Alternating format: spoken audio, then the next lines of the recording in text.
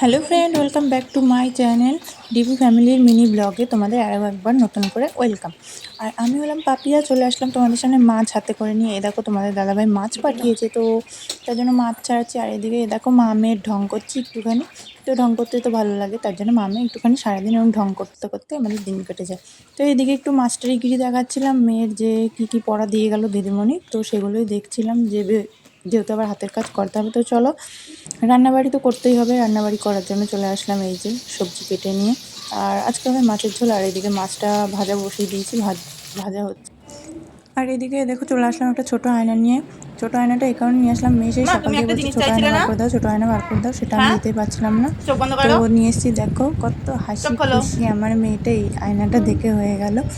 তো আর এ দেখো এদিকে মেয়ে খেলা করছে এদিকে, এই যে খেলনা পার্টি। তোমার খেলনাগুলো একটু দেখিয়ে দাও সবাইকে। আর আর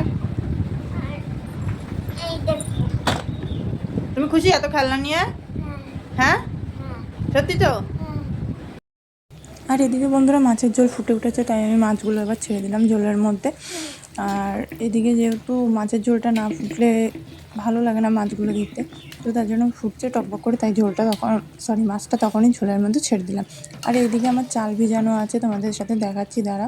তো এই যে দেখো এইদিকে আমার চাল ভিজানো আছে, ভাতটাও এক্ষুনি বসিয়ে দেবো, হয়ে যাবে।